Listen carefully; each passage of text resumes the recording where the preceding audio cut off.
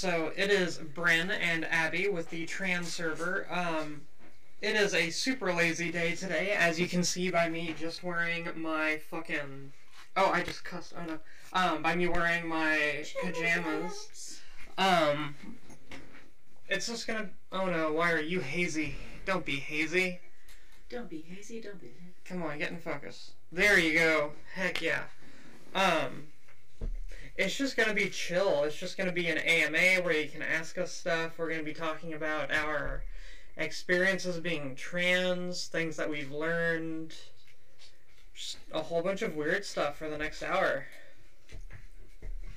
Okay, so let's get started. So, we are going to leave it blank who submitted these questions. We don't want to out anyone, but I did get like a few right before I started the stream. So we will try to get to, you know, those ones. So, first up.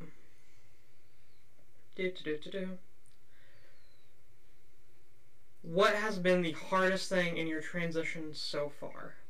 Abby, would you like to answer first? Personally, the fact I can't bind. It kind of is what prevents me right now from passing a lot, even though I've been on testosterone for about 2 years. And, I decided not to come out at work, also partly because of that. Because if I try to bind, my arms go numb. Yeah. Hey, Marith. Hi, Curator. I am bad with names. Especially nicknames on here.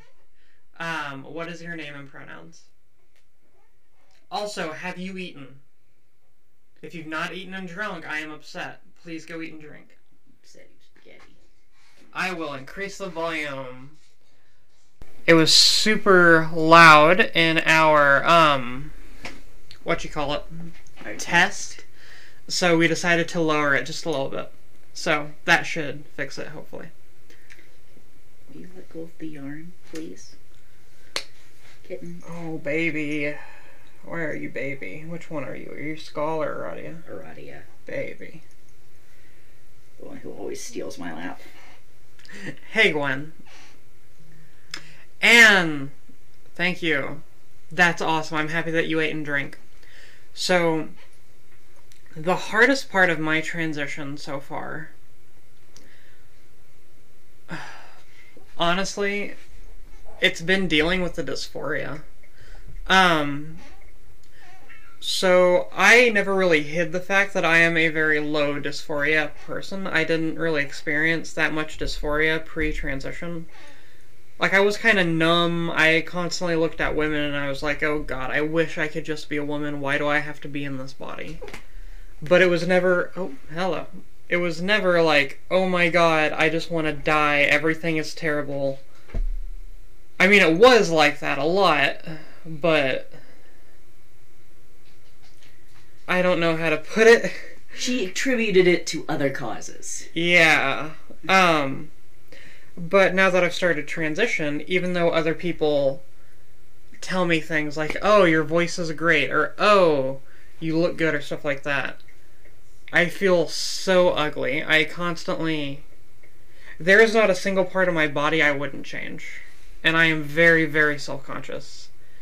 And it gets to me. Like, even taking a handful of selfies will make me cry. Whereas, pre-transition, they wouldn't make me cry. I would just be like, this isn't for me. And I'd turn off my phone. So, that's been very difficult. It's also been kind of difficult transitioning at work. Flipped it, baby. Because I do live in a very conservative area, and so I have gotten some weird transphobic BS. Luckily, one of my coworkers quit after going on a massively transphobic 30-minute tirade after someone asked him what my name and pronouns were.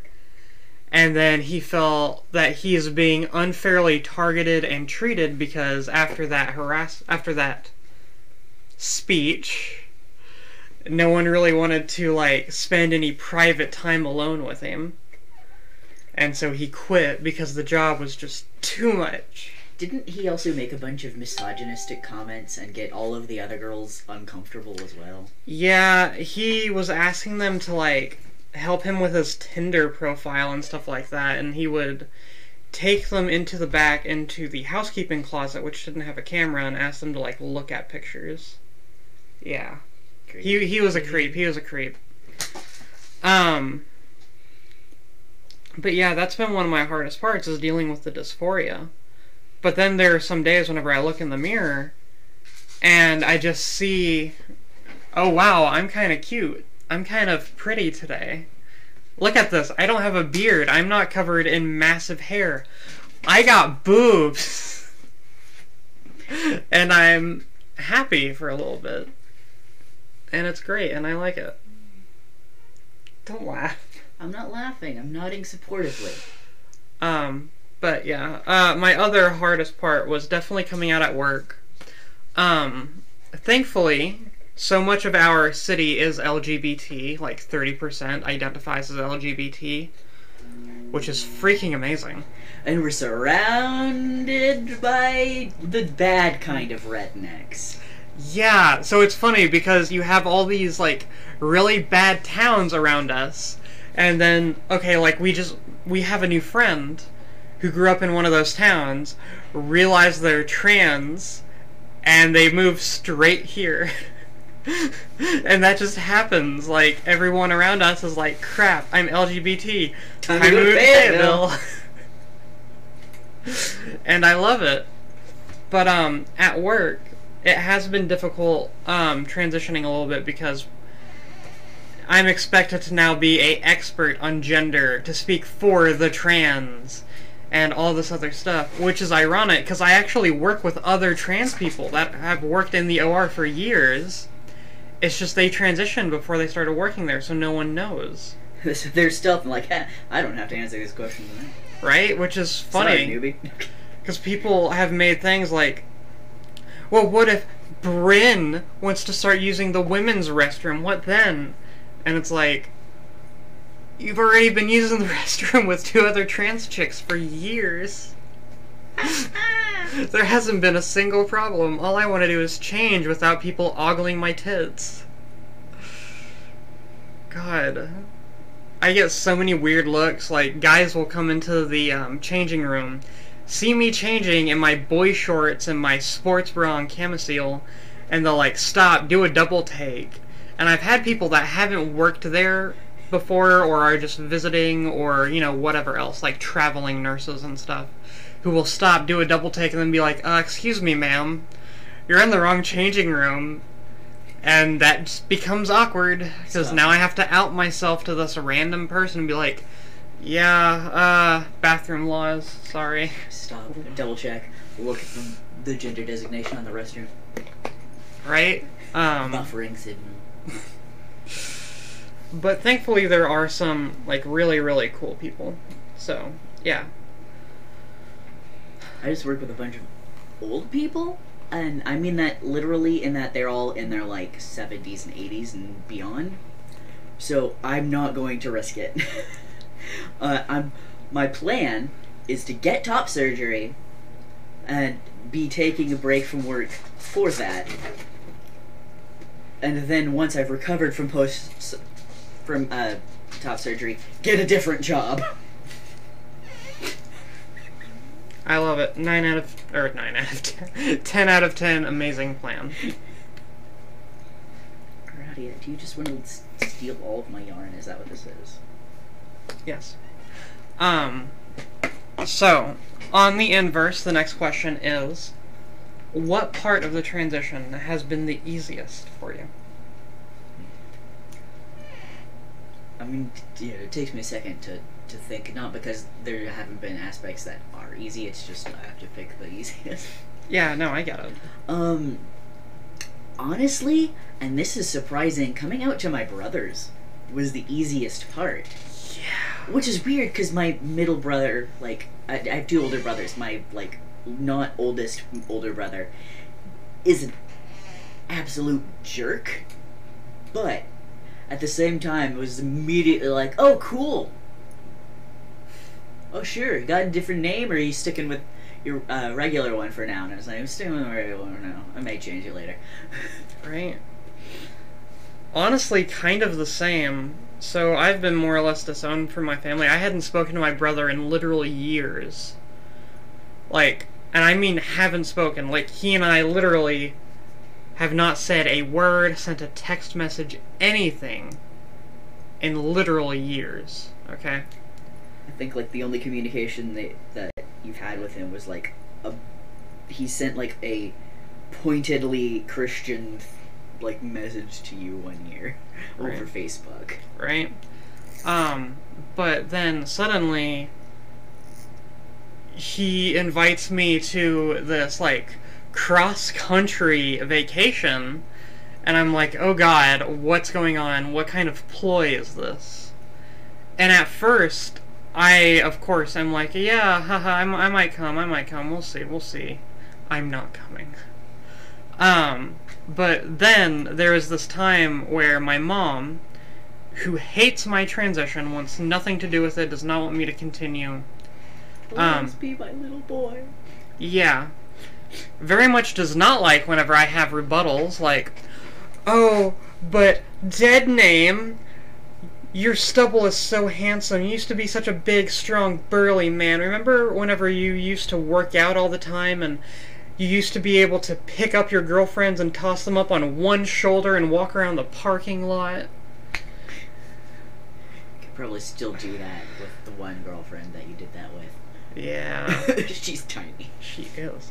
And then I'd have some kind of rebuttal like, yeah, Mom, you're right. I got all of my stubble and everything from you. Thank you. Or, if you keep this up, you're gonna send me to an early grave. Cool, die quieter. She did not like that one. I got kicked out of her house for that. Which, I mean, I have our own house, so it was just like, okay, I guess I'm just gonna go home. Thanks for dinner, bye. So yeah, there's a thing, she's tried to use this thing of like, you know, your brother talks about you and talks about wanting a relationship with you, right? He wants to get to know you, he wants you back in his life. Would you really deny him the chance to have a little brother again? And something about that irked me. Because, like, the reason I, one, was disowned was for being LGBT, and two, the reason I decided to, you know, cut off everyone in my family was because of all of their bullshit. Because, I just cursed again. Because they were transphobic and all this other stuff, and I don't want someone like that in my life. So out of nowhere, I called up my brother. I had kept his freaking phone number all these years for some reason. But I called him. He was like, who is this? And I'm like, it's your little sister, Bryn. I'm coming over to your house. What's your address? This is my address?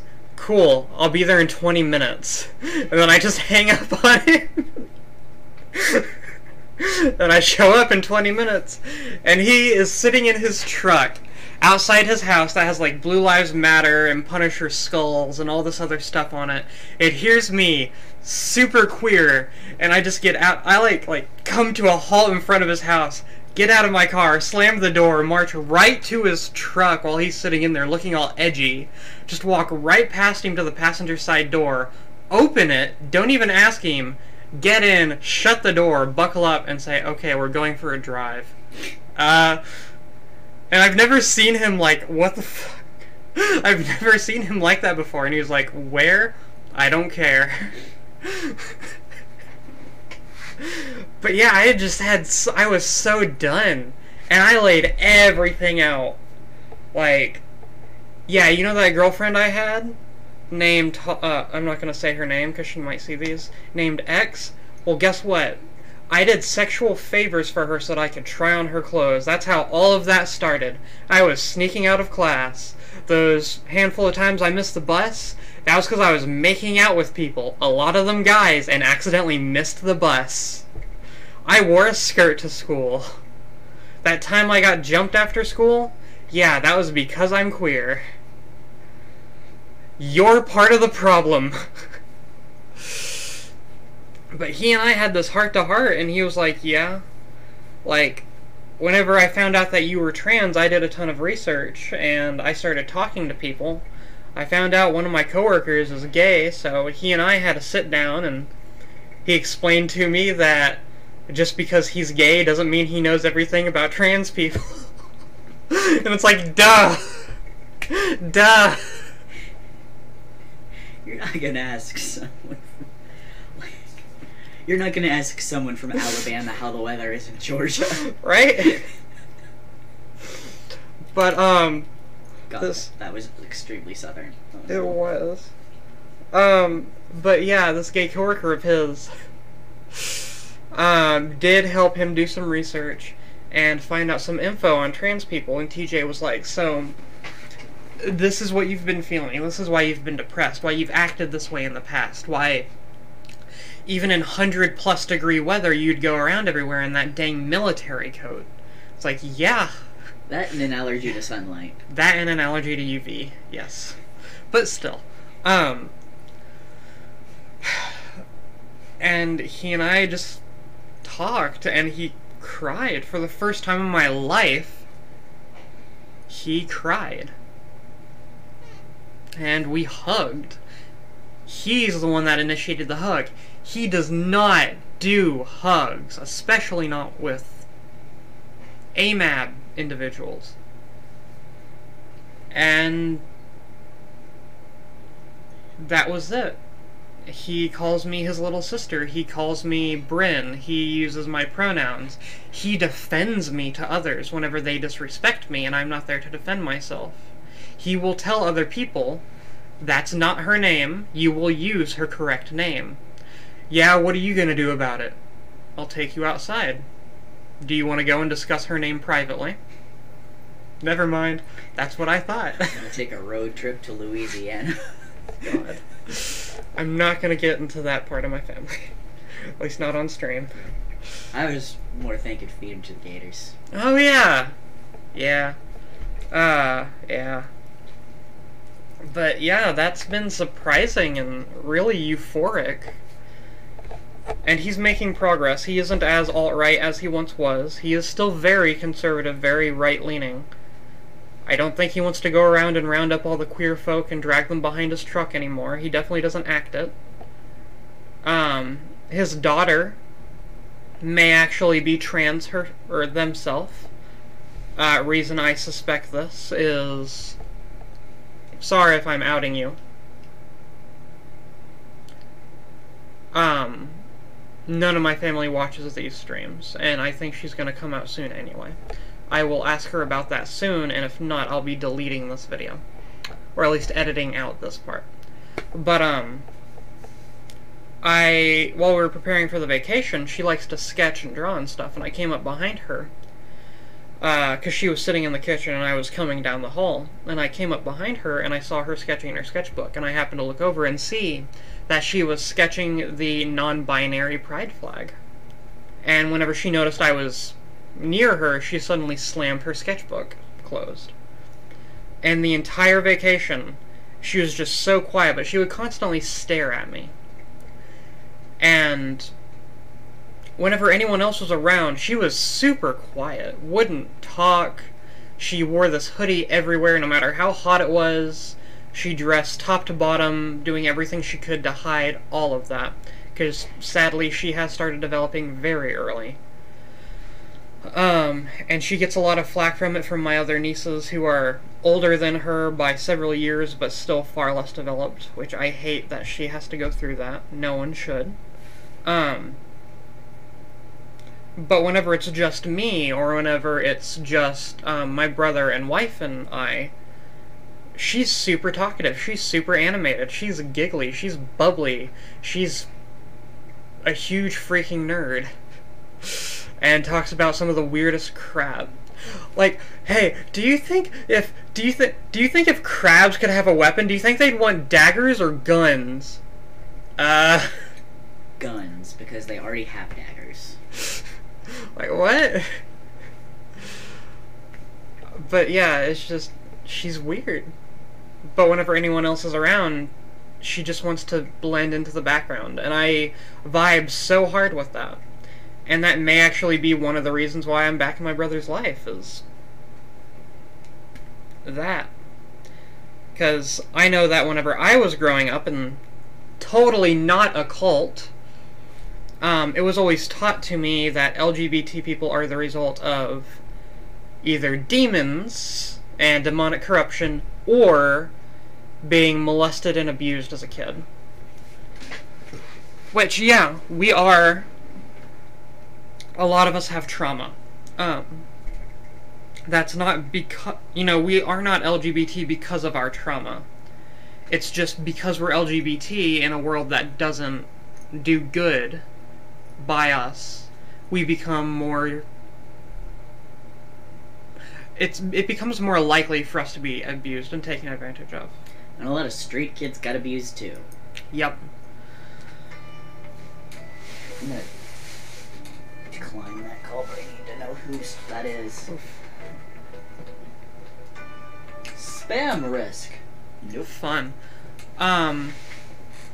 So... yeah, imagine, like, him growing up believing that, and then he has a kid that he's gone out of his way to protect, to take care of, to be the best dad for. He's gotten her everything she needs. He's spent a lot of time every day trying to take care of her, all this other stuff. And then she comes out as trans. Imagine what that would do to that entire worldview. So I think that may be one of the reasons why I'm coming back into his life. And that has been surprisingly easy and fluid, and he is incredibly understanding, surprisingly. So, that's a thing. The other easiest thing, for me at least, was adapting to wearing a bra and camisole everywhere. I know it's weird, because you just throw it on, but, like, that was just the easiest thing for me, was just, in the very early parts of my transition, I just started wearing a bra and camisole everywhere, and now I just can't go without wearing them. It feels weird, and I feel naked. Rip. Okay, gonna pull up another question.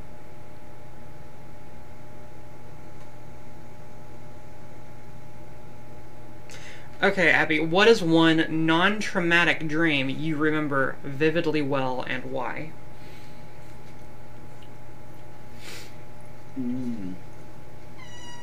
So the funny thing is, the question wasn't directly related to being trans. The dream was.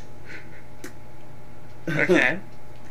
Because I had a very vivid, like, for my entire childhood, I had very vivid dreams. I've always had very vivid dreams. It turns out a big part of that was narcolepsy. But, I would just, like, close my eyes and immediately it would be Dream Central. Like, even if I took a 5-minute nap, I'd immediately start having very, like, intricate, bizarre dreams. But, like, the most memorable one as a kid was, like, it was in a stone courtyard, and that's, for some reason, the most important part to my child brain. And, like, there's this woman who is arguing with my dad. And, like, it's something about, like, oh, you betrayed me, yada, yada, yada. And, like, there's this big argument, she tries to kill him. It wasn't a traumatic dream because, like, it was more of, like, those, oh, action, adventure kind of things. It wasn't like, oh, no, my father! I had plenty of, oh, no, my father is dead dreams, which is ironic now that my father is dead. Yeah.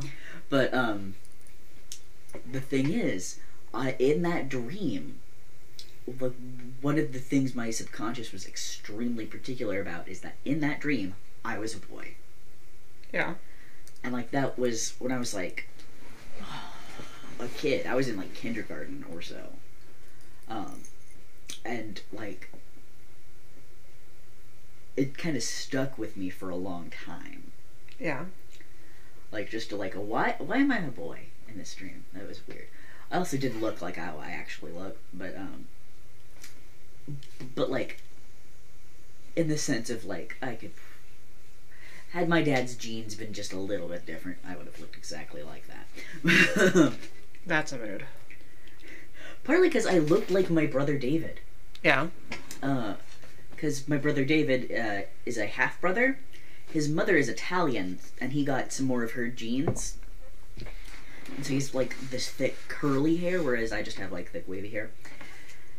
And it was funny, every time I like use one of those like apps or whatever that makes you look like whatever, and like I'd switch it to the dude filter, I look just like my brother David with green hair. Rip. But yeah, I just looked like my brother David in that dream. But I wasn't David, I was me.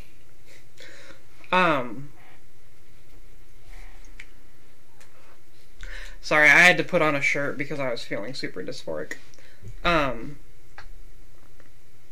Not to be an edgelord, just because I struggle with, like, some pretty severe PTSD. I can't actually remember any non-traumatic dream I've had. Everything I remember is either a night terror or something of the like. So I'm gonna skip that question. Unfortunately, Bryn inherited all of Lovecraft's nightmares. Yeah. Though, was able to get rid of the racism. Yeah.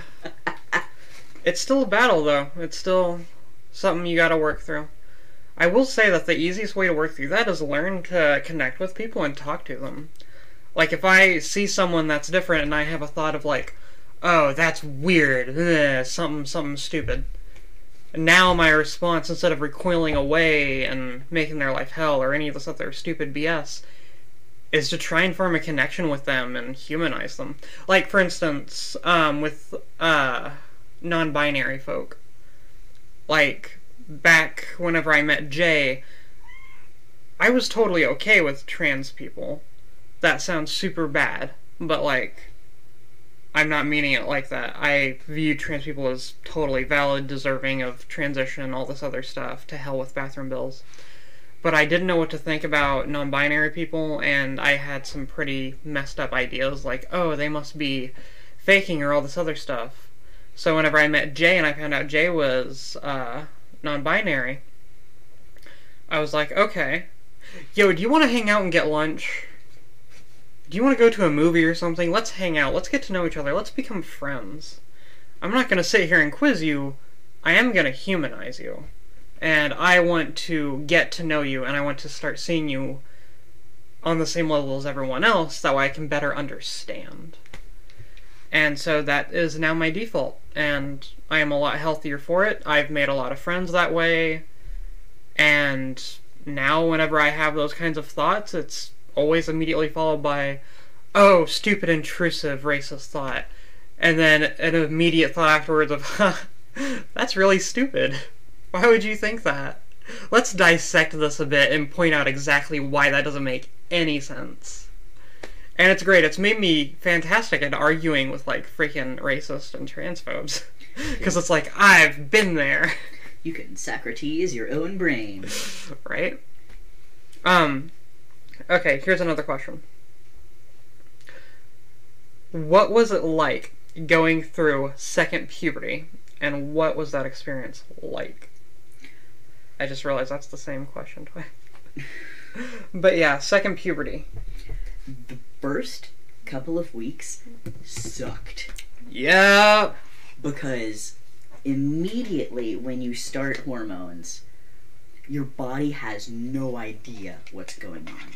Your brain does, you do. Your body has no clue. Because it's not a sentient being. It can't, like, you can't tell it, like, okay, prepare for this.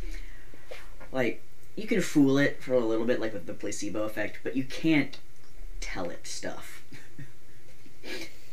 And, so the first few weeks were bad. And it was all compounded by the fact that I had really recently lost my dad. Like, within a month recently. Like, I had my first appointment to to talk to a doctor about it before, but by the time I actually got to the point where I got the hormones, my dad had died. And when they were asking, like, all of the, are you depressed, and are you X and Y questions, I was like, okay, so I'm going to answer in a way that is not great. I'm going to answer a lot of these with, yes, I am extremely depressed, extremely anxious, and I need you to know, doctor, it is not the hormones that are doing that. I am very recently in mourning. But after those first couple of weeks, and those first couple of weeks also included, like, a friend breakup and a lot of other crazy stuff. Yeah. It was like, I suddenly knew the meaning of chill. Because I was like, oh, okay. I've been spent years working on how to handle my emotions, like, coming from the other direction. It's still applicable if they're coming from somewhere else. Like, if the estrogen makes me sad and crazy, and the testosterone makes me, like, a little angry, it's a lot easier to be like, okay, this, like, emotion here, we're having it. Sure, we are valid in having it. We don't need to have it right now. We can set it over here. Feel it, cool. Don't use it. Don't do anything with it, because that just hurts people or makes them angry. So you just set them over here, and you yell about it later. you sit in your car and yell at God for a few minutes. Mood. And I got really good at doing that, which is a lot easier when I don't know who that is, so I'm not answering it. I was gonna say, next time they call, why don't we put it on speakerphone and mess with them on stream? Maybe. But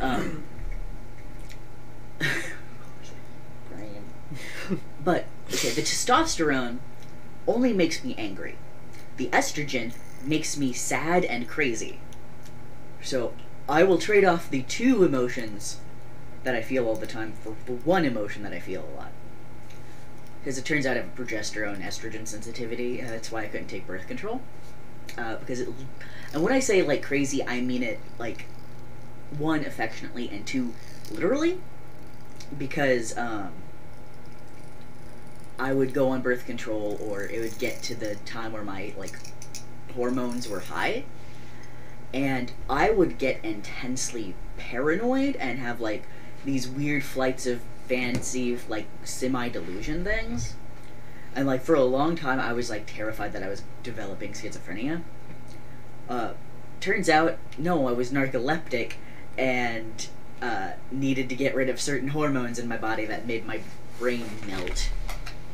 At one point, I was convinced that my cats, or, well, not convinced, but I had this, like, weird, like, intrusive thought that I couldn't get rid of, that my cats had been replaced by government robots. I'm gonna say something terrible. Yeah, you're allowed to say something terrible. That was kind of a fun time. It was funny. It wasn't fun for you. Yeah, don't worry, it was funny. Like, I was at a place where I could see the humor in it. I could understand that this is objectively hilarious. Where I was just like, okay, I know this is ridiculous. I know this, like, emotion is ridiculous. I know, and, like, the thing is because I would put, like, my head up against, like, my cats and I would hear ticking, and, like, that was it. That was what it would do, and it was just, that was, like, the combination of, like, inner ear stuff and their heartbeat. That was just the noise that happens when you put your head up against a cat and have terrible hearing in one ear. It sounds like ticking. So there was also, like, my kitten, or my cat Michael, when he was a kitten, had a gray spot, and then he grew up to be an adult and he lost the gray spot. And so those two things combined with being intensely paranoid because of estrogen and progesterone into being like, my cats are government robots.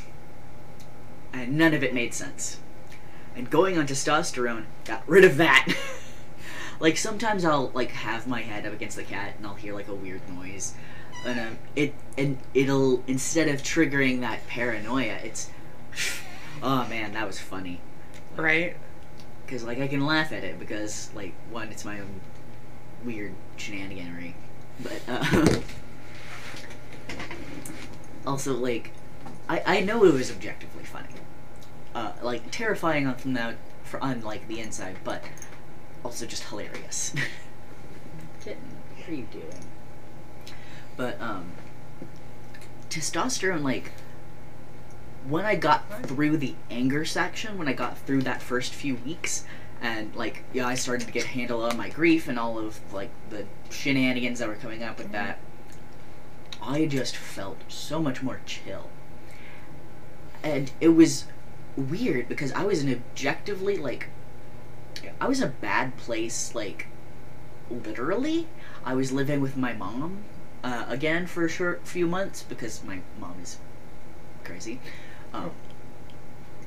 This time in the sense of less, like, actual, like, okay, Mom, you really need to see a doctor or a therapist, and more in the sense of, like, my mom is just very controlling and maybe a bit narcissistic, maybe a bit, some other stuff. She's got this kind of, like, weird thing about me and my brother Miles. It's golden child scapegoat kind of thing like you get with narcissistic parents, except the labels are always in flux. We're never sure who's who. Right. If I'm doing good lately, I'm the golden child and Miles is the scapegoat. If Miles, like, brings her a cookie, he's the golden child and I'm the scapegoat. Yeah. I've noticed that my mom has started switching into that recently. So I may have to ask you for advice on that. But even though I was in that, like, place, literally, and even though my mom was being just the worst, it was, like, really, how do I phrase it? I was still very chilled, and I had a much better handle on my emotions, because it kind of felt, when I started testosterone and started going through second puberty, it felt like it was, okay, this is correct. This is how it is supposed to go. Everything is proceeding as it should have, however many years ago. Like, when I was going through the first one. Because, like, I noticed, like, my first puberty was very difficult. Partly because I was a disabled child growing up in an abusive household, and that'll do it to you. Yeah, and had no idea how emotional regulation worked, because I just wasn't allowed to have emotional regulation. But after a bit, it became like, at some point it was like, if you have any emotion other than happy, you're not. Which is stupid. Like,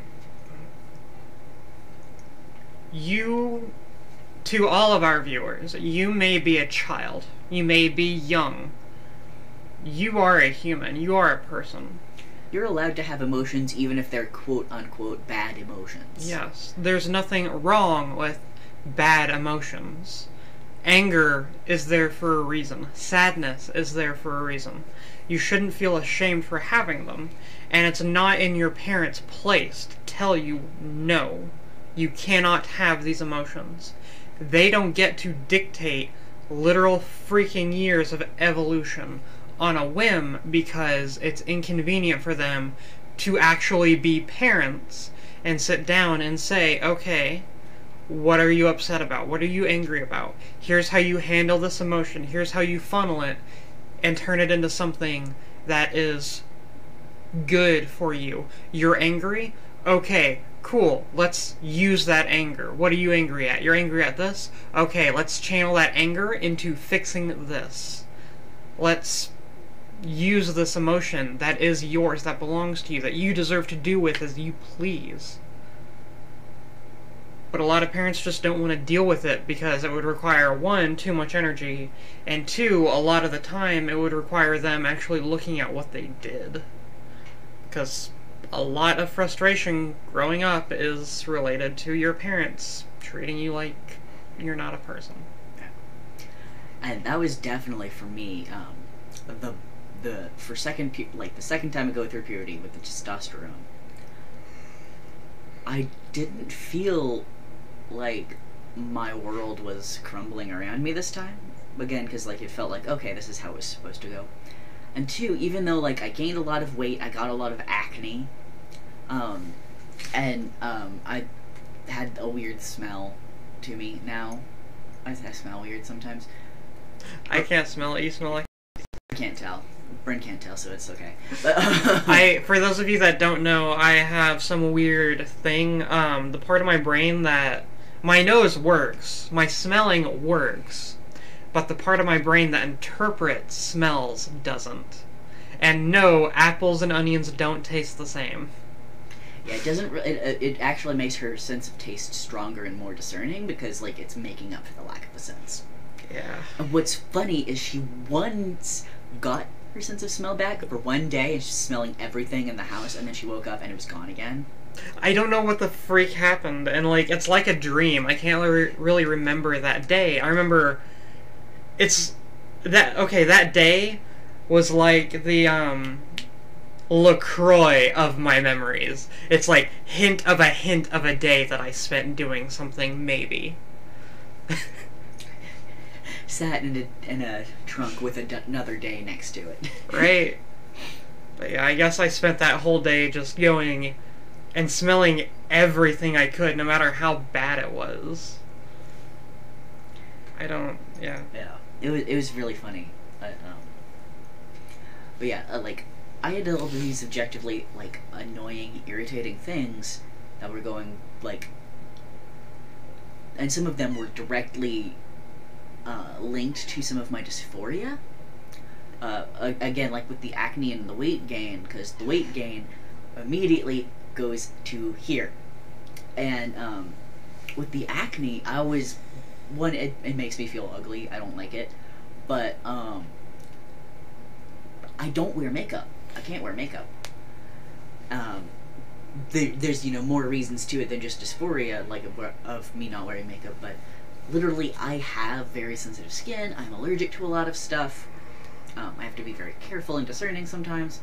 What's weird is cheap brands seem to be best for me, which is hilarious. But, I can't wear makeup. I can't cover the pimples, so I always feel like a little bit ugly. But, I also, because I'm not out at work, and because most people who see me day-to-day still, like, see a girl or whatever, instead of thinking, like, they just kind of will see, oh, why she got acne? Why should she not cover that up? Yeah. And it's like, because I don't have to, because everybody everywhere has had acne, fuck off, excuse my language. I've cursed plenty of times in this stream. I think you're good. Yeah. But, I really try to, eat healthy and take care of my skin. It doesn't work very well. I actually need to switch some medication. That might be part of the problem, but,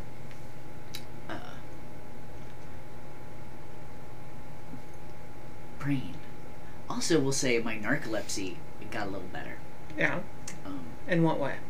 I feel like, except when I, got sick, I feel like less fatigued all the time. Yeah. Like, I'm still fatigued all the time, but I'm not as fatigued all the time. Which is good. Because he used to sleep, like, 16, 17 hours in a day. And then he'd get up and be super tired the whole time and barely be able to accomplish anything. And he is so much more... Not saying this to be mean. No, I get you. He is a lot more productive, and I've noticed that it has allowed him to be a lot happier. Because used to be just nothing... Nothing could get done because there was no hours that I could do it. Yeah. And then on top of that, like, you need time to cool down. He can't just sleep and work. So needing to cool down and take time to himself also lost him some time. So, yeah, imagine, you know, oh, you need to have some time to yourself, but you also need to get the dishes done, but you've lost all these hours out of the day. Yeah. I got treated for the narcolepsy, and then I got treated for the other sickness. I've mentioned it here before. I've got Idiopathic, Intracranial, Hypertension. It's a long name. I have to say it like that every time. I have to say it like a William Shatner. But it basically just means I have too much fluid on my spine. I have too much spine juice. So they had to like give me a spinal tap to pull some out, and I want some medication for it. But one of the biggest side effects for that is that it made me tired again. Not as tired, thankfully, as when I was untreated on for narcolepsy. But pretty tired. Like, and also I couldn't see very well. It was scary for a bit. Like, if I hadn't had an MRI relatively recently, I would have been sure I had a brain tumor. Like, that's how bad it was. Yeah. But it's actually, what's funny is that, like, the condition has another name of pseudotumor cerebri, which just means your brain thinks you have a tumor because there's so much fluid. Which is wacky. Yeah. It's weird and dumb. So I'm just on medication that slurps all of the water out of my body. And then I have to replace it by drinking like a gallon a day. Welcome to being on diuretics. Yay! So I'm going to talk about my little puberty a little bit. I am going to get into a little bit of weirdness. Just FYI, I am going to talk about my libido a little bit and some other physical changes. I'm going to be treating it like I would if I was like a health teacher or something. So, yeah. If you're uncomfortable with that, please feel free to leave the stream, or feel free to, you know, mute or whatever. I'll give you a thumbs up once I've passed that point, and I will let you know before I get to that point. Love you. So whenever I first started HRT, for like, I'd say the first month, I was extremely emotional, but I was like hyper focused, and I'm already autistic. I already get hyper focused a lot, but this was even more so. Like, I was freaking out Abby because I lost nearly 25 pounds that first month, just because I was so focused on losing weight. Aradia is attacking Abby's yarn. But yeah, I had to slow down my weight loss because everyone was freaking out, which rightfully so. I got very emotional. I started crying at the smallest thing. I still cry a lot more often. But part of that is that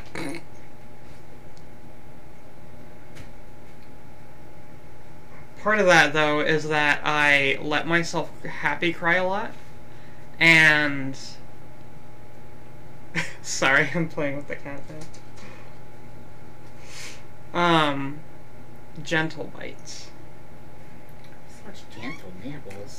Part of that, though, was I did let myself actually happy cry. I let myself experience and feel emotions to the point that I would cry, instead of just bottling everything up. I still cry quite frequently, a few times every week, actually.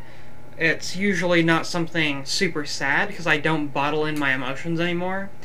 I let them out. I talk to people about them. I take care of them when they pop up.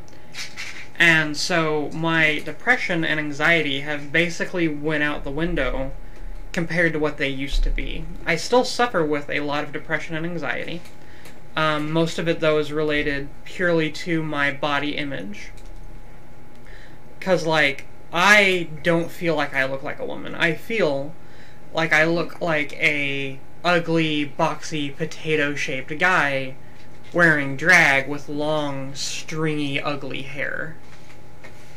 And I, for some reason, am always weirdly self-conscious both about how blonde my hair is, because I got my mom's blonde where it starts brown up here and then slowly goes to platinum. But at the same time, I just feel so weird about it, because it's like, I look like a drug addict, because, like, my hair is all stringy and white and stuff.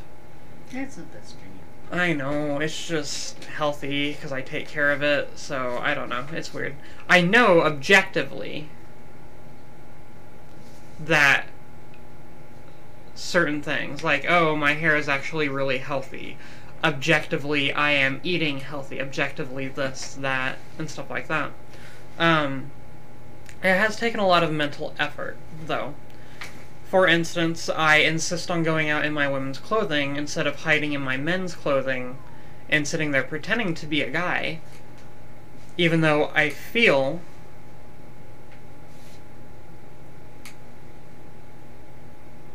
and I promise you, you are going to be a beautiful woman. You're gonna be okay. Okay? Hormones are miracles in a little tiny bottle or handle or jar. They are. And my experience is not the universal one. I had a lot of body shaming growing up. So, yeah. A lot of body shaming.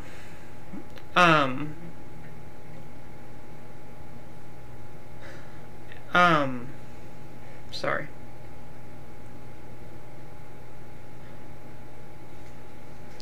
So, whenever I started experiencing a lot of this stuff, I kept hiding in my men's clothing and insisting on continuing to live in the closet, basically, because I felt so much like, oh, I just look like a guy in drag. There's no way I'm gonna pass, there's no way I'm anything other than ugly. But I have people like Abby, people like folk on the server, people that I've met at work, all these other people that consistently tell me, no, you definitely look like a woman, you're fine. My patients at work consistently use she, her pronouns. Like, I'll walk into a room, I'll introduce myself, and the patient will be like, well, it's nice to meet you, ma'am, here's my name and everything. And so, even though I don't believe it, even though I think and feel like I am some ugly person that looks like a guy in drag, I choose to believe these people that I love and trust. Because I know they wouldn't lie to me. They wouldn't tell me all this stuff if it wasn't true. Especially because they care about my safety, and they know that if this stuff was true... Thank you, Ellie. Especially because they know if this stuff was true, it could be a very dangerous situation for me. They wouldn't let me go out into a situation that would be dangerous. So that was one emotional and mental change. But a lot of my other depression and anxiety has gone away. I'm no longer sitting in my room alone 24/7 trying to keep everyone away from me. I'm going on walks, I'm eating healthy, I work out, I actually spend time at work. Literally, my nickname at work is the bitch of the OR, because I have this thing where I stick to protocol 100%. I am totally willing to be rude, mean, and everything, so long as it means the safety of the patient and we stick to protocol and procedure. And I am very anal about everything being followed the way that it's written down. So yeah. But I've actually got comments from some people that I work with like, hey, are you okay? I'm worried about you. Why? You're a lot nicer than you usually are. And I'm like, oh, thanks. I'm fine. So that was a trip. That was interesting.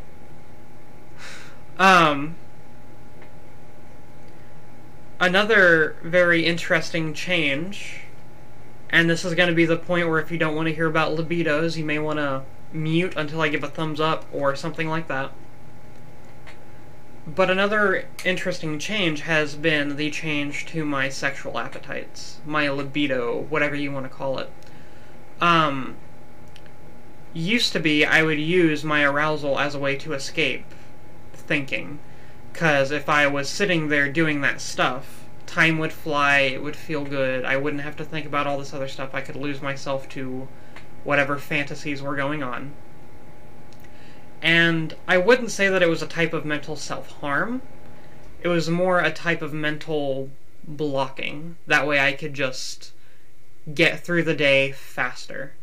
You know, it's like I would also not sleep depressed. I would also do depression sleeping a lot, where I would just nap. I wasn't tired. I just wanted the day to go by.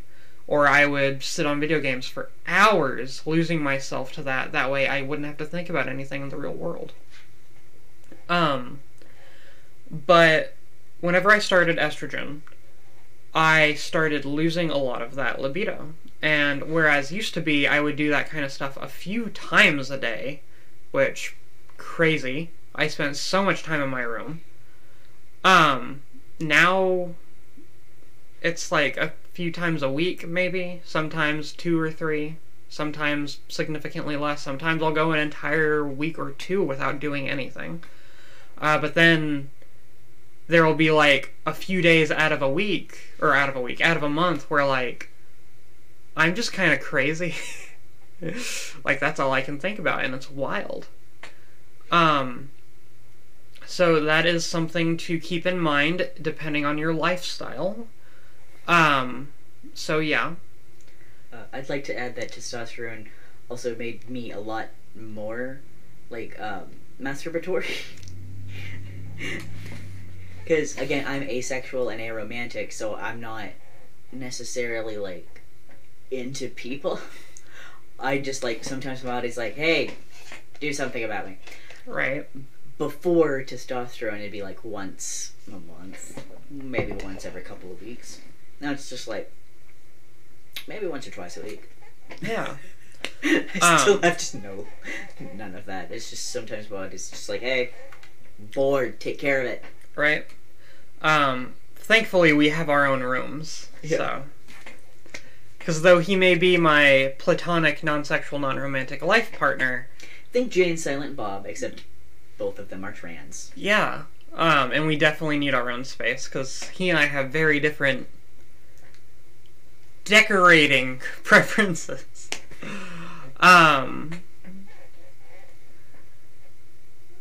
Yeah, that's definitely a mood, Ellie. But yeah, it has also changed my, for lack of a better way to put it, appetites. Whereas pre-estrogen, I was into very, very specific things, and anything outside of there, I just could not, yeah. And in addition to that, everything was very narrow. It had to be this, or this, or this, and if it wasn't, I couldn't, yeah. Now that I've started estrogen, I'm a lot more open. I am okay with experimentation. I actually enjoy it for once in my life. I like girls a lot more now than I used to. Like, I always used to like guys and girls. But back in the day, I would basically just date girls because that's what was expected of me. And I was also very attracted to them because it was like, oh yes, I want to be her, so I'm gonna date her, and I'm gonna live vicariously through her. The gender envy. Which was very, very unhealthy for both me and my past partners. So any of my past partners seeing this, I'm sorry, that's one of the reasons I was weird. For the couple of you, thank you for letting me try on your clothes and getting into it. Hi, Jenny. That's the girlfriend we're fine with naming on the stream, because the other one has like big important business, and we don't want to, yeah. We don't want things getting back to her. Yeah, we don't want her to sue, even though she was kind of abusive. To heck with you. You know who you are. You know who you are. You had no right forcing me into the stuff you did. So, also, and I'm pretty now, so... Also, eat a vegetable. Eat a vegetable. Your diet should not consist purely of Hot Pockets, pizza rolls and freaking microwave burritos and Coca-Cola. She ate once or twice a day max, usually around 800 to something calories, and then like once a week she would just eat everything, but it was only microwave burritos, Hot Pockets, pizza rolls, and Coca-Cola. She would eat nothing else. That is a story for another time and for an 18+ stream. It involves a Planned Parenthood. And not in the way you would imagine.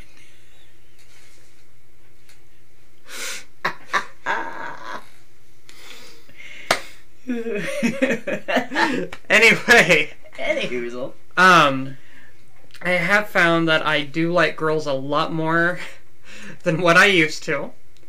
And on top of that, whenever it comes to that kind of stuff, I'm a lot more active, I should say. I don't just want to lay there and let it get done with. I actually want to participate with my partner. And I do actually enjoy it. However, I will say that it does take a lot more build-up for me. I have to take my time. I have to play with myself and my partner. I have to get into the mood, into the mindset. I'm just not having these random spikes that I had back whenever I was living with a testosterone-filled body, where it was like, I'm gonna go and do this random thing. Oh, suddenly I'm massively aroused. What the heck, buddy? Instead, it's like, I'm never really randomly aroused, but there are times whenever I get into it and I am way, way more potently aroused. So it is significantly more enjoyable. Less quantity, more quality. Yep. Okay, so that's going to be the end of the libido talk.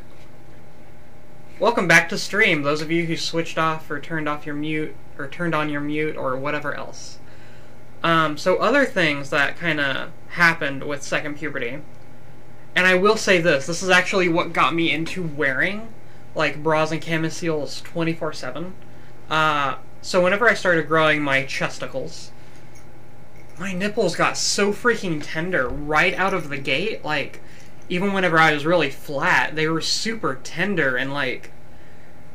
Okay, like, I know Abby remembers this, but there is one time whenever I was patting myself down trying to find something, and I had, like, a breast pocket, and it's like, where is it?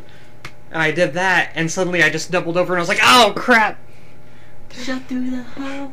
Because it literally felt like a few needles had been stabbed into my boob, and it hurt. Yeah. And, like, them rubbing on my scrubs at work and rubbing on my clothes and all this other stuff, like, it was just so uncomfortable and it hurt so much. And I immediately had to be like, yeah, I'm afraid that is normal. Yeah. That's what happens. Yeah, they're still very, very sensitive, but they're less sensitive like that unless, you know, certain things are going on. Shenanigans. So that's one of the reasons why I started wearing a bra and camisole everywhere, was it helped prevent it helped prevent my nipples from rubbing against my clothing and being in a lot of pain. So that's definitely one way to take care of that, if you go through the same thing that I went through. In addition to that, I found all kinds of different tricks to help my body be more comfortable. Like, if I want to wear a skirt, but I don't want to wear something that blocks off my thighs, use a little bit of deodorant down there and some baby powder. I know it sounds weird to rub deodorant on your thighs, but just rub it in really well, and then pat down some baby powder down there to let it stick to the deodorant, and it will help. It'll make it so that you can actually walk around and do stuff without your thighs chafing. It'll prevent the area from sweating, and prevent the areas from rubbing against each other with so much friction. And that's the same thing for my armpits, for my chest, because they're not huge, but I do got some cleavage. Sometimes you'll find random crumbs down there. It sucks. It's weird. You'll take off your bra and be like, how did I drop a sandwich in there? You made me ugly laugh on stream. One day I'll get you to Joker laugh. No. One day. You made me ugly laugh on stream. The kitten is coming to love you. Except Ah. she's confused.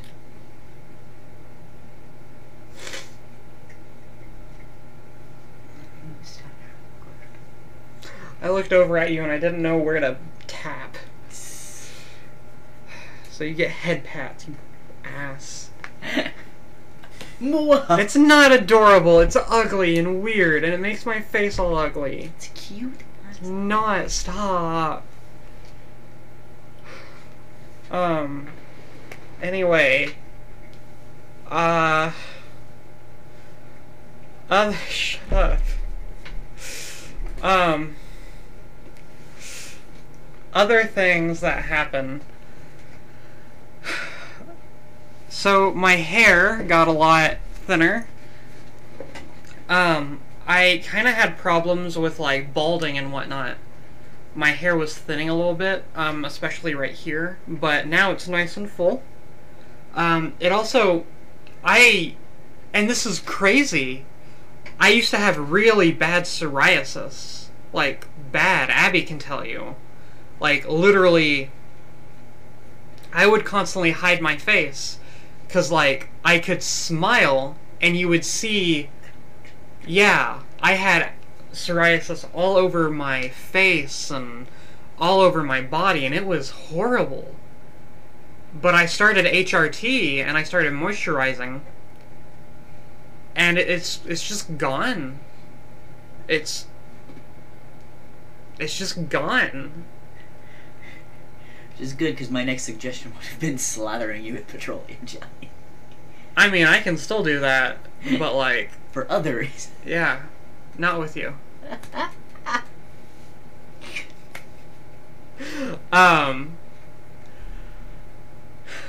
So, yeah. Let's see. What other changes?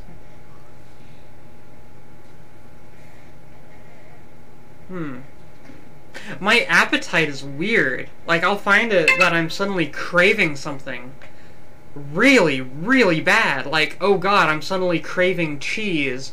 Or I'm suddenly craving this random thing. Like, oh, I need grapes right now, or I am going to die. Body's like, grapes, you have 24 hours. And it's like, I don't like grapes. But at the same time, my body's like, you need grapes. And it does that mostly with things that are salty. So I found myself drinking a lot of diet soda, which isn't something I used to like. But now it's like, that's my jam. I don't know why. I love pickles. Anything pickled. Pickled pickles, pickled beets, pickled okra. Pickled okra. I got the spicy kind. Just, I love pickled things. They taste amazing. Yeah, and spicy things. I hate spicy things. I hate spicy things. Now everything you eat is at least a I little love spicy. spicy things. Oh my god, I just jumped. Good, because that was my southern sensibilities are also get a little spice in there. God, don't bring out my accent. It's okay, I can take it. I can take your accent from you.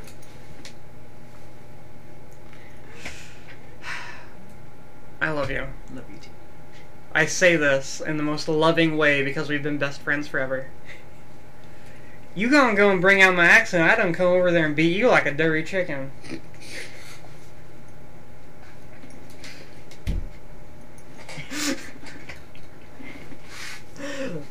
Yeah, hi. Yeah, I love spicy things out of nowhere. And I have problems with acid reflux, so used to be I couldn't eat spicy. Like, literally, if I ate something slightly spicy, I'd get bad heartburn. But if I ate something too spicy, I would start throwing up, and I would feel like I'm dying. My whole body would be sweating, I'd feel like shaking, I'd feel like both hot and cold. Like, I felt like I was sick. But now, And I still have acid reflux, it just takes a lot more to get to that point. I love spicy things, and almost everything I eat is at least a little bit spicy. I love sweet and spicy sauce, chili powder, and cayenne pepper in just about all of my food. Whenever I make spaghetti sauce, I make it with sweet and spicy, with a little bit of sweet and spicy sauce and cayenne pepper mixed in, as well as some spicy teriyaki sauce. And I can finally add a little more spice to my gumbo. Right. His gumbo is freaking amazing, by the way. Once I get enough money from streaming and all that to buy a camera, I want to start doing a weekly video where I just cook a meal, and it's something simple and easy and stuff like that, just because I know a lot of us didn't have moms or parents that taught us how to cook. Like, that was my issue. My family, before I moved out, every meal was potatoes and a meat. That was more or less it. Sometimes we'd have spaghetti, or sometimes we'd have pizza, but it was always potatoes and a meat, and maybe something else. Maybe a vegetable. Maybe a vegetable. Usually a second meat. Jesus, the amount of times that I ate fried potatoes, fried Spam, and then fried chicken in one meal is just... right? Juicy peas. Uh-oh. Let's see.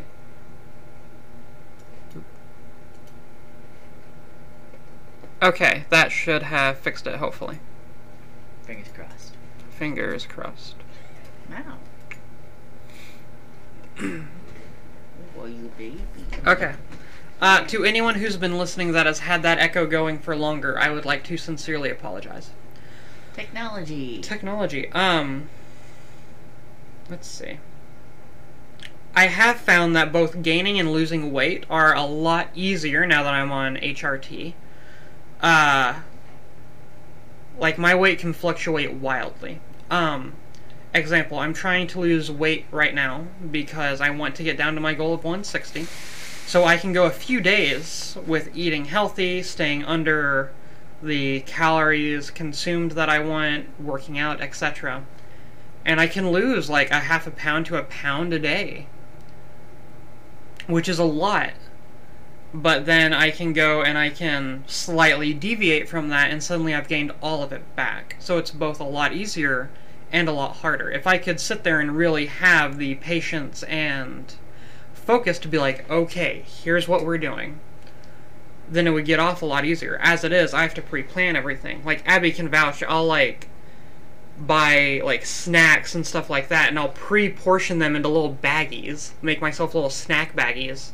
So I can be like, okay, I'm going to have this baggie of chips. It's going to be 160 calories. And then at so-and-so o'clock, I'm going to have some celery sticks and some coffee and then this and that. And I'll eat small snacks throughout the day to get myself from meal to meal. That way I don't overeat. But part of it is also because of my PTSD. I have this weird... I don't want to call it a condition. I don't feel full unless I mentally stop myself, consciously stop myself. I will just keep eating until I throw up. I don't feel full. There is not a single time when I'm awake that I don't feel like eating. That's what happens whenever you have several times as a kid gone multiple days without having eaten anything. And it sucks. It messes up your body's thing, and it's constantly trying to prepare for that again. So, yeah, that's kind of how HRT affected me. Oh, and my skin is a lot more sensitive. A lot more. Like, a lot more. And I get colder so easy. I used to love the cold. Literally, whenever I worked at Walmart when I was like 17, I worked in the freezer section, and I worked back in the freezer organizing everything, and they kept it, like, cold, like in the negatives, and I would work in there for hours without a coat. I loved the cold. No one believed me until they worked with me, but now it's like a slight breeze, and I'm like, oh, where is my jacket? Where is my jacket? And I keep a jacket in the car. Okay, what is next?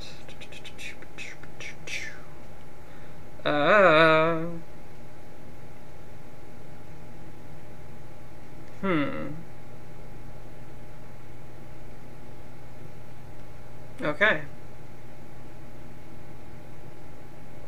Abby.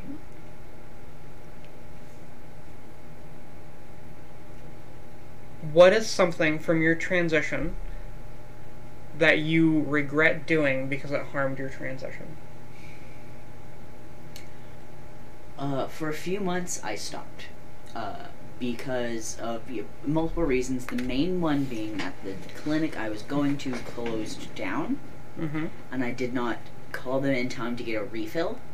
That would have lasted me for a bit. So from like October 2019 to I'm gonna say March 2020. Yeah. Because, or well, actually probably April 2020, because it was still early days of the pandemic. I was off of hormones and like not having a great time. I lost a lot of the progress I'd made with handling myself emotionally. Mm-hmm. A lot of progress with how I had changed look-wise. And I know it stunted the growth of my facial hair in particular, and a couple other things that I would have liked to keep going. And part of it was, I couldn't get it. I, couldn't get a refill. But another part of it was that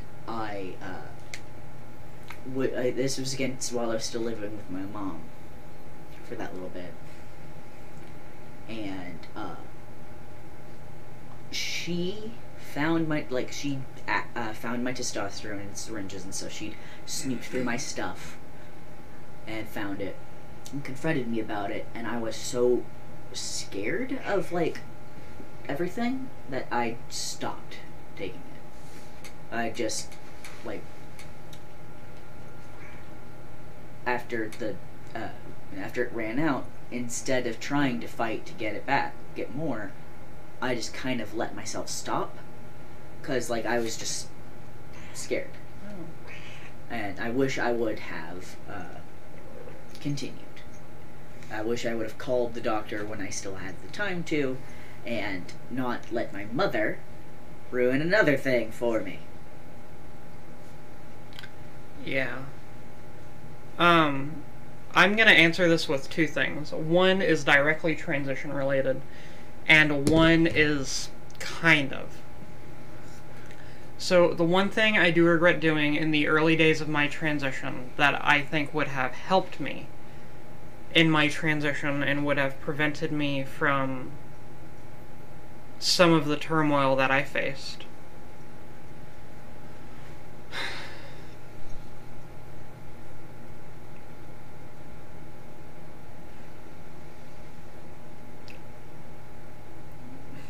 Being more open with people in general. Because I tried to hide it at first, and it made things very weird and awkward and a lot more dramatic and a lot more everything else. And it made it so that coming out at places like work, to certain people, etc., was a lot more of a difficult ordeal than it needed to be. And so it made those things much more daunting, which then made everything else a lot more daunting. And it made it so that there were several times when I was considering quitting and no longer pursuing transition. And I'm happy that I was able to go through with everything and still get everything done, because I now know that, of course, no matter how dramatic it gets, they would have accepted me. But there was still that time whenever it just caused me so much mental turmoil. And yeah. The second one is actually not transitioning sooner. I had felt the urge. I had wanted to be a woman since I was young. I remember the first time I thought, wow, I want to be a girl, was whenever I was in kindergarten, and I had this group of friends, and I say friends because due to various things, I didn't actually have any friends until, like, middle school. The group of friends that I did hang out with, I hung out with purely because they let me be around them, but they bullied me constantly and very, very harshly.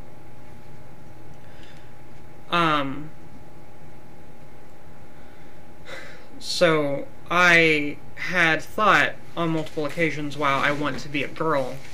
And whenever I had opened up to them once about it, they had made fun of me and mocked me relentlessly about it. And the couple of girls in the group had, like, really gone off on me. Like, you don't know what it's like to be a girl. Being a girl is all this other stuff. It's terrible, blah, blah, blah. You'd never want to be one. You're all this other stuff. You're gross. And that kind of pushed me really far into the closet. And then I met Abie as a teenager, and he came out as trans, and of course he's my best friend and I love him. I'd support him no matter what. But unless I became a serial killer. Even then, you might. Depends on who you're killing and why. And whether or not you're crazy. But yeah, then I met Abie. Abie and I became friends. He really did become my first true friend that I could really open up to and be honest with. And he came out to me, and I resonated with that. But while doing some research into all of that, I went down this huge rabbit hole that led me to a lot of true scum stuff. And thanks to all this true scum rhetoric, all this trans-medicalist rhetoric, I ended up not pursuing transition for various reasons. From, oh, I don't feel dysphoria down there, thus I'm not really trans, and I'm just a fetishist or something else, which made me even more depressed and hate myself, because I was like, oh, I'm a disgusting pervert, and I would feel all this guilt and all this self-hatred. What's kind of interesting is, conversely, at that same time, I was going down the opposite, where, like, I followed, you know, I've mentioned before, a bunch of 30 and 40-year-olds on Tumblr who were absolutely done with any bullcrap, and were, like, would see the trans-medicalist stuff and be like, no, you're Right. stupid. Don't, no. Yeah.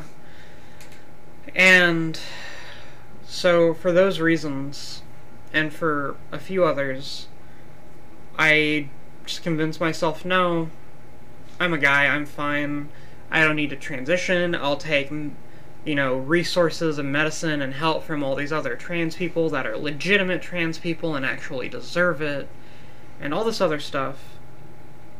And I had convinced myself I'd be a super, super ugly woman.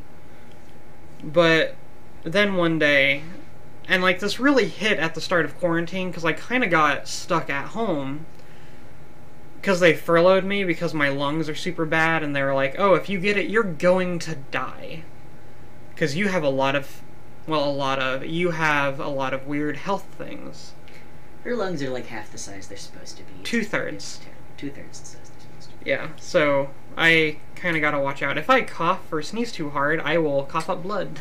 I have witnessed this happen. And you panicked.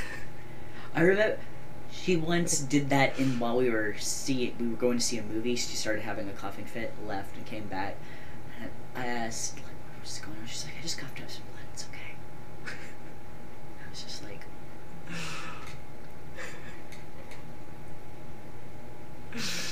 Yeah, no, I'm fine.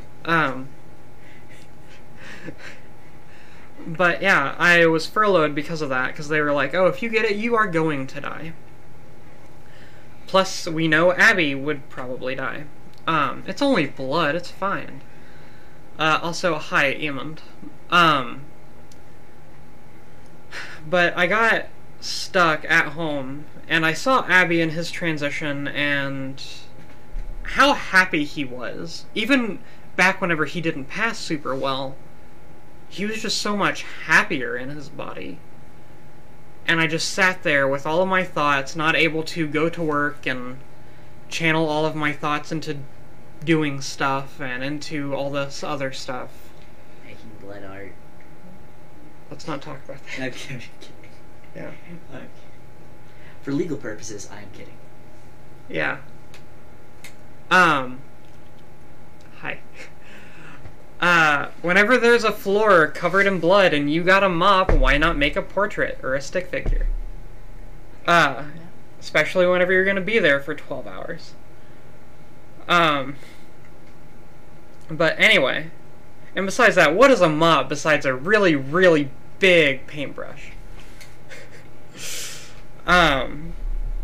But yeah, I got stuck at home with all of my thoughts and with all of this other stuff. And I saw how happy Abby is, and I started to think, you know what? I have these friends and all these other people that I know would be supportive. I could do this, and even if I am a super ugly woman, they would still love and accept me, and I might be happier. And from there, I just spiraled. And I'm not sure what it was like from Abby's end, but I remember just getting darker and darker and darker as my head kind of had this war going on of, I could totally transition, and then my other brain being like, nope, nope, nope, nope, nope, you're gonna be hideous, you're gonna get hate crimed, you're gonna da-da-da-da-da-da-da. Okay, I might get hate crimed and killed. At least I'd have boobs while dying. And my other brain would be like, you are stupid! There was a very particular day that, like, is very distinct in my memory because of all this. Where, like, we were doing something in the kitchen. I was leaving the kitchen. And you were like, hey, Abby, wait. Is it possible to be trans without dysphoria? And, like, I took a second to, like, I took a long pause because I was like, I'd kind of seen the writing on the wall. Yeah. Everyone, apparently all of my friends and some of my coworkers kind of knew before I did, and were like, yeah, we were just kind of waiting for you to come out, or, yeah, I just figured it was you were in the closet, it's not my place to force you out. And it's like, you motherfuckers. What was funny is my therapist had even, like, yeah, Bryn's got some real feminine energies. Oh my god. But, you were talking about that distinctive day in your memory? Yeah, because I was just like... Because, like, I had kind of been thinking of that you might, like, have at least, like, you might at least be non-binary in some way. And it was, like, this kind of, like, long pause moment of, like, I know I'm going to tell the truth. I know I'm going to tell the truth. I kind of wonder how this is going to end. Yeah. And, because, like, I can't lie. Yeah. Like, that's just the thing about me, one. But also, it'd be rude to just lie about that, and also why. But, like, it was a very distinct memory of, like, okay, so, down the rabbit hole we go. Yes, it is possible to be trans without dysphoria. Yeah. But yeah, that's whenever I realized I had always been trans, but that's when I realized I could transition, and the only thing stopping me was me. And I started transition and everything. And what I feel most is a lot of depression because I think of how much I missed.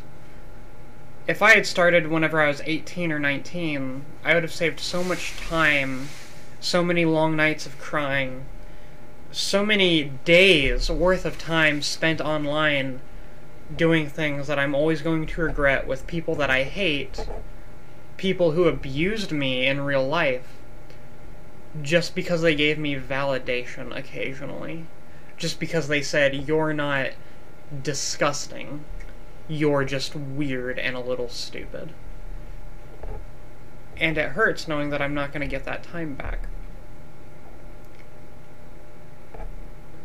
It's never too late to pursue your happiness. And on top of that, so long as you're not hurting anyone, no one gets to have a say in your happiness. No one gets to decide who isn't or is trans. No one gets to decide who gets to or doesn't get to transition. There is no shortage of medical professionals, of medicine and all this other stuff to help with transition. There are just incredible assholes who choose to make it hard for people to access it. That is not how medicine works. I speak as someone who works in the medical field. And you're gonna be okay. Just like I am. I don't feel it, but I know that I am strong and I am beautiful, and I am going to act as such because I am a lady, not just some random girl.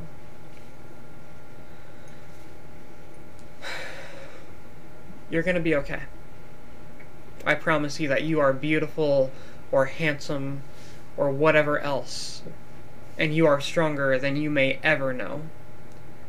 And you are going to show that strength off to everyone. And you're always going to have wonderful friends by your side and incredible people who will go through that journey with you. And there's, like, these idiots who say, like, oh, it doesn't get better. Those people are irresponsible and wrong. It gets a lot better. It's a lot better. You hit 25 and you level up. You hit 30, you level up. I talk about how depressed I was and how depressed I still am. It's not hard to see me constantly talk about my body. Would it count as dysmorphia? I think it would at this point. Because, like, I have to constantly fight with eating disorders and stuff like that. Both freaking anorexia and bulimia at this point. Depending on the flavor of the day. Thankfully, this guy helps keep me in check.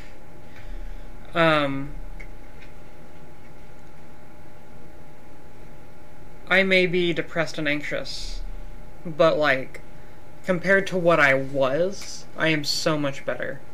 That's not to say, oh, woe is me, look at how bad I am now. I'm choosing to view it as, look at where I was, where every day was me doing my hardest to get into a haze to make time go faster.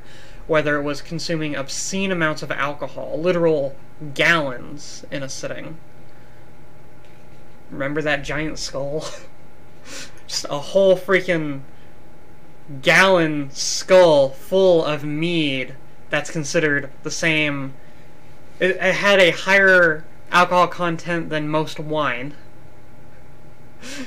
Including chugging bottles of, like, whiskey and vodka. And now when she does that, it's because it's funny. And it's very rare. It's like once in the last year. Or, well, since I started transition, because I started transition in the last year. Every day was spent me trying to get through a haze. Trying to create a way to get through the day faster, that way I could speed up this playthrough. Now I've slowed down. I'm looking forward to stuff. I look forward to shaving my legs, shaving my arms, my torso, doing makeup. I look forward to eating good food, and I look forward to going on my walks and meeting people and doing all kinds of stuff. Taking cool pictures of cool waterfalls. Yes. I am in a lot better place than what I was. I'm not in a great place right now, but I am in a so much better place than what I was. I no longer fear suicide. I no longer have to worry about all this other stuff. What I'm going through right now is nothing compared to what it was, and I am so proud of how far I've come, and I know I'm going to be okay. I'm saving up money for various stuff. I gotta focus on my bills right now because, hey, capitalism, and I don't get paid enough for the job that I do. But I'm gonna be okay. I got this. And I'm doing a lot better. And every day I'm a little bit better than I was the day before, even if only very incrementally. We've had the stream going for about an hour and a half, so I think I'm going to call it quits for now. I may do another AMA next week, but open it up to Reddit. So yeah, if you'd like to support me or the server, you can find my Patreon in my Twitch link, or profile. I'm a boomer, I don't know what I'm talking about half the time. In addition to that, if you're a member of the TRAN server, I love you. Thank you for being here. If you would like to join the TRAN server, please feel free to reach out. My Discord is Bryn Hilder, number 9337. TRAN is a Discord server that is dedicated towards trans individuals, LGBT individuals, and our allies. You don't have to be trans or LGBT to join. We have several cis members, like Michael, the server Chad, who is like everybody's weird big brother, who is a little out of the loop, always. But it's funny. Right. And it's just a place for people to come and hang out and experiment with themselves, who they are, their pronouns, and everything else in between. And it's okay to experiment with who you are. Even if you're not trans, you can experiment with your gender and expression. At the very least, it'll help you understand other people a little bit better. Know that I love you, and that I am proud of you. How do I remove biological sex? That's not a thing you do. Well, first you go to, where? Cthulhu. I was gonna, make a Chernobyl joke. First you find the elephant's foot in Chernobyl. It'll unmake everything, unfortunately. You can't remove biological sex, but biological sex as what trans meds and TERFs try to use it as is super stupid. It doesn't work that way at all. Like, at all. The whole way they use the XXXY chromosome thing is very stupid, out of date. That's just... That's not how it works, and I don't even have a medical degree, and I can tell you that. Oh yeah, I wish you could too. But it's your body. You can change it how you want to feel comfortable, and medical technology is constantly changing. We've had successful womb transplants. We've had semi-successful penile transplants. We've had all kinds of other great things. It is getting better. We are making advancements. And in hopefully around 20 years' time, having a sex change operation won't even be seen as a permanent thing. It'll be something that you can go in and get done and have, and if you regret it, it can be reversed and you won't really lose too much. Nowhere near as much as you would now. But even then, less than 0.5% of people who medically transition regret it, and of those that do regret it, they usually regret it because of other reasons.